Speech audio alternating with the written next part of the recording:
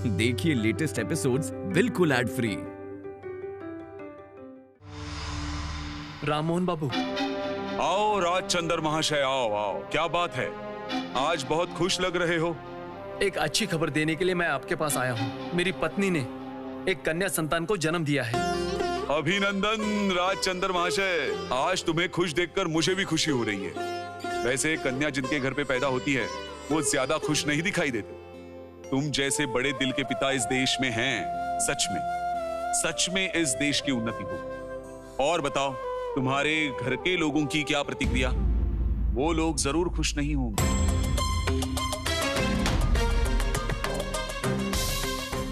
दुखी मत होना राजचंद्र, समाज एक दिन में नहीं बदलता, उसे बदलने के लिए कई सदियां लग जाती हैं। इसके अलावा सच में ये कंपनी आने के बाद कुल दीपक की जरूरत और बढ़ गई है, क्योंकि कंपनी में लगान देना है तो उसके लिए कोई आदमी तो चाहिए। दिन खत्म होने से पहले अगर कंपनी में लगान नहीं पहुंचा तो कंपनी उस घर को सवाल पूछती है। इसलिए जिस जमींदारों के पास बेटा नहीं है तो उनके पास लगान जमा करने के लिए आदमी नहीं है। लड़कियां तो संपत्ति की उत्तराधिकारी नहीं होती, इसलिए डर तो स्वाभाविक है ना। राममोहन बाबू,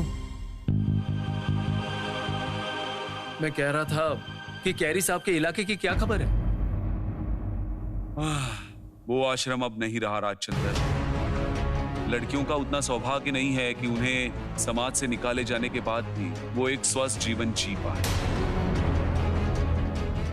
अघोर शास्त्री की मृत्यु को लेकर कुछ लोगों की गंदी चाल से एक महान उद्देश्य का अंत हो गया। जो भी हो, राजचंद्र, तुम अपनी पत्नी के बारे में बताओ, क्या वो कन्या रत्न पाकर खुश हैं?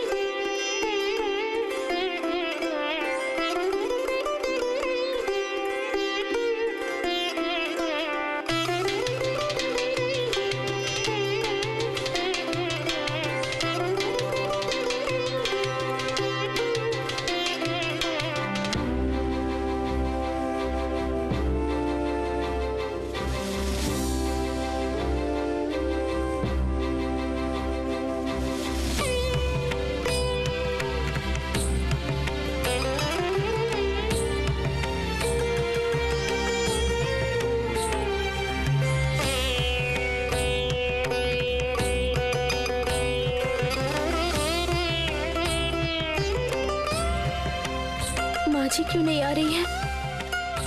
कब आएंगी वो? या वो मेरी बेटी का चेहरा भी नहीं देखना चाहती?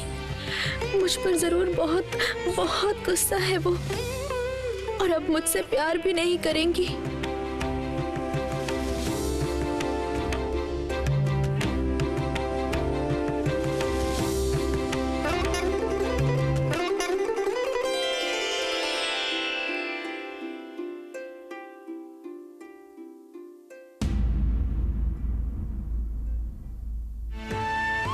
रुको, पहले जरा अच्छी तरह देख लूं।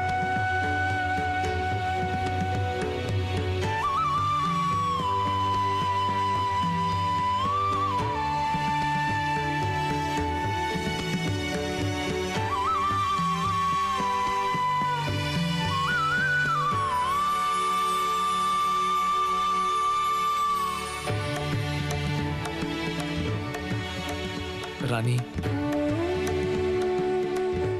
कैसी हो तुम?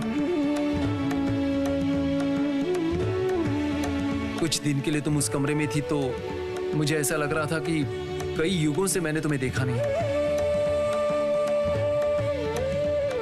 इतनी बड़ी अनहोनी होने के बाद भी आप मेरे बारे में सोच रहे हैं? ये तो मेरा भाग्य है। मैं इस परिवार में किसी के भी चेहरे पर मुस्कुराहट नहीं ला पाई। रघुवीर ने मेरी प्रार्थना नहीं सुनी। आप तो बेटी के पिता हैं। आप एक बार भी उसका चेहरा नहीं देखेंगे?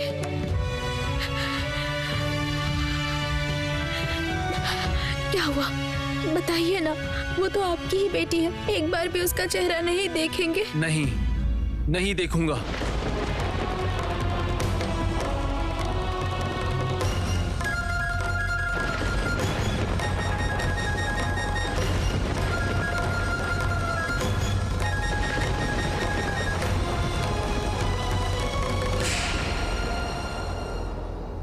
मैं उस लड़की को देखने नहीं जाऊंगा। तुम गई तो थी ना, बस वही बहुत है। सुना है इस परिवार के सारे लोग बहुत उदास हैं। अच्छा आप ही बताइए तो, लड़का होना क्या अपने हाथ में है? ये जो दीदी है, दीदी को बेटा नहीं हुआ है, इससे क्या दीदी को कम तकलीफ हुई है? हटो, कुछ ज्यादा ही चिंता नहीं हो रही दीदी की? सुनो सरजू, बड़े भैया को बेटा नहीं हुआ है और हमारे लिए ये बहुत अच्छा है। हमें इसी मौके का फायदा उठाना है। हमारे यहाँ बेटा होना चाहिए। इसी चाल से मात दूंगा बड़े भैया को। आप क्यों ऐसा करते हैं बताइए तो? जेठ जी के ऊपर आपका गुस्सा अब तक खत्म नहीं हुआ। सिर्फ उनका बुरा सोचते हैं। बहुत ज्यादा बोलने लगी ना आजकल। हाँ? मैं तुम्हारा मुंह तोड़ दूंगा, समझी? मैं कुछ बोलता नहीं, इसका मतलब ये नहीं कि मैं कुछ समझता नहीं हूँ। इस बंदूक की बात तुमने बताई थी, ये बात मुझे अच्छे से पता है। मैंने कुछ बोला नहीं क्योंकि ये बात चाचा जी को पता चल गई थी। अगर तुम बेटा नहीं दे पाई तो तुम्हें यहाँ से दूर भेजने में मुझे थोड़ा समय भी नहीं लगेगा। तुम्हें तो अच्छी तरह से पता है, गुस्सा आने के बाद मैं किसी की नहीं सुनता। मुझे कैसे पता चलेगा बेटा होगा कि नहीं? बेटा पैदा करने के लिए जो करना पड़ता है करो। इस दास वंश की पूरी संपत्ति का उत्तराधिकारी मेरा बेटा होगा। लड़कियां संपत्ति की उत्तराधिकारी नहीं बन सकती और इसमें राजचंद्र भी कुछ नहीं कर पाएगा। मुझे सच में डर लग रहा है। तुम डरो या तुम्हारे मन में जो आए करो, लेकिन मुझे उत्तराधिकारी चाहिए। जरूरत पड़े तो भगवान के पैरों में पड़ी रहो। मंत्र वाला पानी पियो, साधु सन्यासी ताबीज पत्थर जो करना है करो, लेकिन मेरे परिवार में बेटा ही होना चाहिए।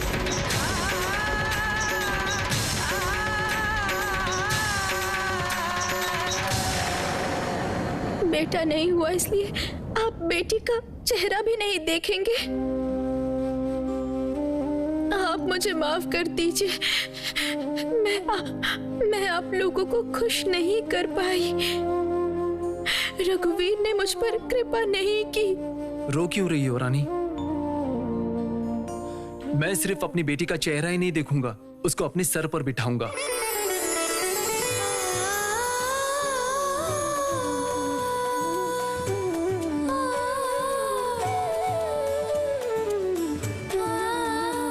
पहली संतान है हमारी और मैं उसमें कोई लापरवाही नहीं होने दूंगा। रानी, तुम भी उन देश की लाचार लड़कियों जैसी सोच रही हो रानी। तुम्हें पता है कि मैं तुमसे कितना प्यार करता हूं? तुम समाज की दूसरी लड़कियों की तरह सोचती नहीं हो और तुम्हें बेटी हुई है इसीलिए तुम उदास हो गई हो। रानी, हमारे समाज में लड़कियों को मां लक्ष्मी कहा जाता है, लेकिन देखो, घर में बेटी का जन्म होने से शंख नहीं बजेगा, कोई ध्वनि नहीं होगी।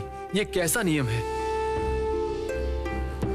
अरे बाबा, अगर घर घर में बेटा जन्म ले तो इंसान का अस्तित्व खतरे में पड़ जाएगा। आप दुखी नहीं है? क्यों दुख होगा मुझे रानी? हमारे घर में जो नई सदस्य आई हैं, वो तो हमारी ही संतान है और बेटा बेटी अलग क्यों होगा? घर को रोशन करने अगर बेटा आ सकता है तो बेटी क्यों नहीं आ सकती? रानी, जैसे तुम लोगों के नारायण लक्ष्मी के बिना अधूरे हैं, जैसे महादेव पार्वती के बिना अधूरे हैं, तो फिर इंसानों के बीच लड़कियों का सम्मान क्यों नहीं किया जाता? आपका दिल इतना बड़ा है, इतना बड़ा। पता है रानी, आज मैं राम मोहन रॉय के पास गया था। वो पूछ रहे थे कि तुम्हें बेटी होने से कैसा महसूस कर रहे हो। मैंने कोई जवाब नहीं दिया। और तुम हो कि समाज की दूसरी लड़कियों की तरह सोच रही हो। छी छी रानी। रानी, इस बच्ची को तुमने बहुत दर्द सहकर जन्म दिया है। इसके शरीर में तुम्हारा ही खून है। और अगर तुम्हें इस बात का गर्व ना हो तो इस बात को समाज कैसे मान लेगा बताओ? हाँ, ये सच है कि हमारे समाज में लड़कियों को संपत्ति का हिस्सा नहीं दिया जाता, लेकिन उसकी जिम्मेदारी लड़कियां क्यों लेंगी? लेगा समाज। और उन लड़कियों की अवहेलना के विरुद्ध हमारी लड़ाई है।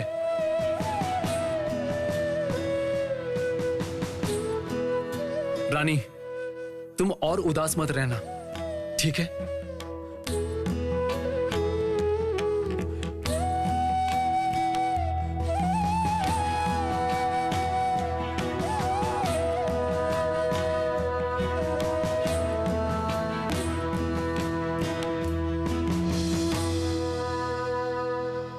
रो मत रानी, रो मत, आंसू पोंछो। तुम अपने आप को अपराधी क्यों मान रही हो? मुझे पता है पिताजी को दुख हुआ है, वो निराश हुए हैं, लेकिन जो आई है उसकी तो अवहेलना नहीं कर सकते ना। उसे उसका योग्य सम्मान देना पड़ेगा, क्योंकि वो हमारी पहली संतान है। और बेटा हो या बेटी, ये बड़ी बात नहीं है, उसका अधिकार है। इस घर के लोगों का प्यार उसे मिलना ही चाहिए। सबके आंखों का तारा बनना है उसे।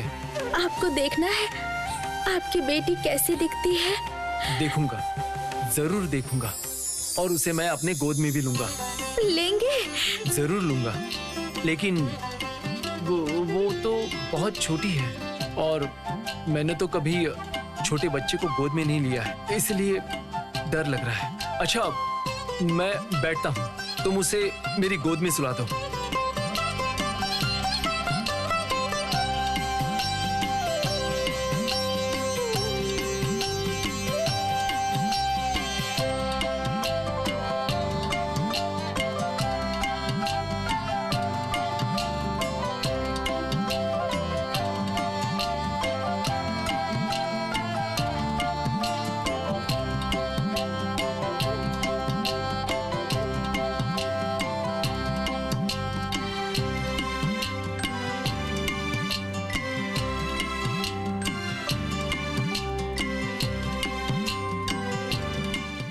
कितनी सुंदर है ये, बहुत प्यारी है रानी। चेहरा पूरा तुम्हारे जैसा है। नहीं नहीं, आप अच्छे से इसका चेहरा देखिए। दोनों आंखें बिल्कुल आपकी तरह हैं, चेहरा भी। बुआ कहती हैं पिता जैसी दिखने वाली बेटी सौभाग्यवती होती है। मुझे ये सब कुछ नहीं पता है। मुझे ये चिंता हो रही है कि मेरी बेटी कब बड़ी होगी। बहुत ही संभल कर इसकी देखभाल करनी होगी हमें। अच्छा, अगर मुझसे नहीं हुआ तो आप देख लीजिएगा। मैं? ना बाबा, मुझसे ये सब नहीं होगा। ये देखो ना, इसका शरीर कितना कोमल है। अगर इसे चोट लग जाए तो?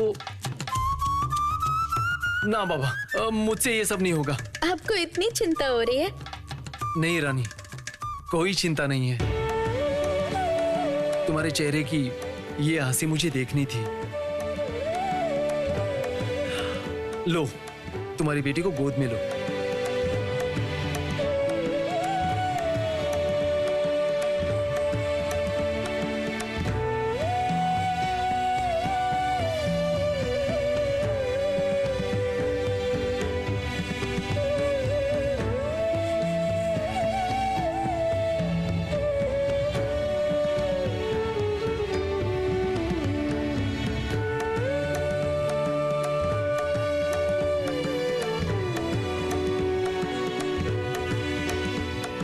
ये देखो,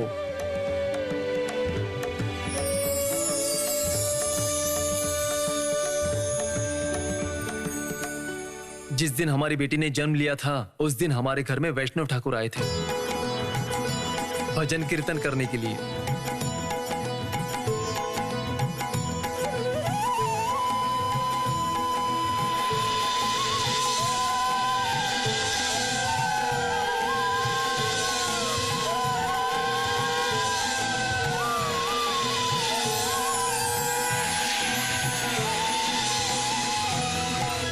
तभी तुम्हारा दर्द कम हो गया और बेटी ने जन्म ले लिया।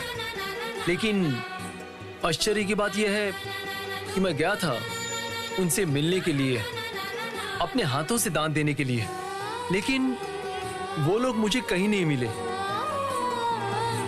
और उनमें से किसी ने हमारी बेटी को यह पीला कपड़ा देने को कहा था। पता नहीं उन्हें कैसे पता चला कि हमारी बेटी हुई है, क्योंकि मुझे तो थोड़ी देर पहले ही उसकी खबर मिली थी।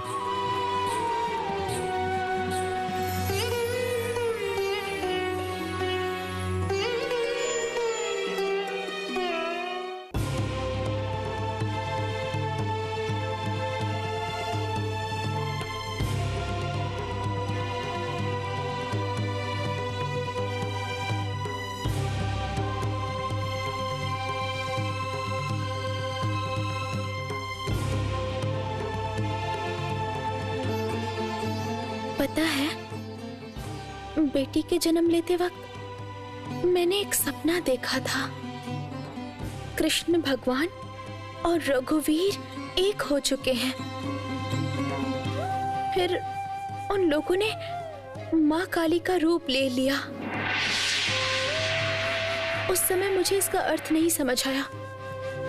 मैंने समझा था कि मेरी तबीयत ठीक नहीं है, लेकिन अभी मुझे समझ आ रहा है इसके पीछे कोई तो अर्थ है। ये कपड़ा कौन दे गया? देखिए, इस कपड़े से कितनी अच्छी चंदन और तुलसी के पत्ते की सुगंध आ रही है। पता नहीं क्यों मुझे बार बार लग रहा है कि ये कपड़ा कोई साधारण कपड़ा नहीं है। जो इसका जवाब दे पाएंगे, मैं उनके पास ही जाती हूँ। रानी, कहाँ जा रही हो रानी? रानी!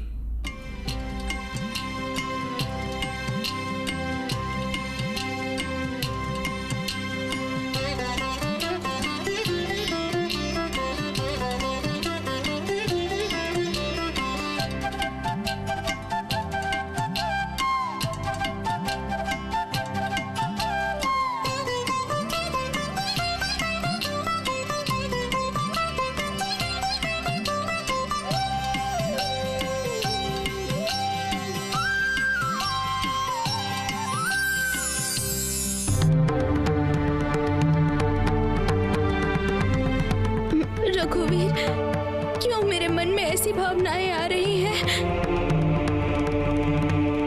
अगर आप यहाँ आए थे तो उसका संकेत दीजिए मुझे, कृपा कीजिए।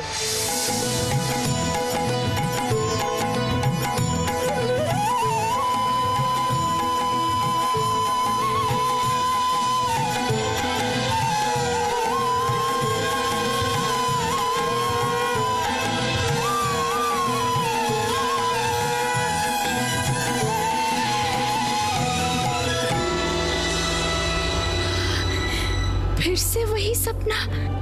क्यों मैं बार बार वही सपना देख रही हूँ रघुवीर? इसका अर्थ बता दीजिए भगवान, अर्थ बता दीजिए।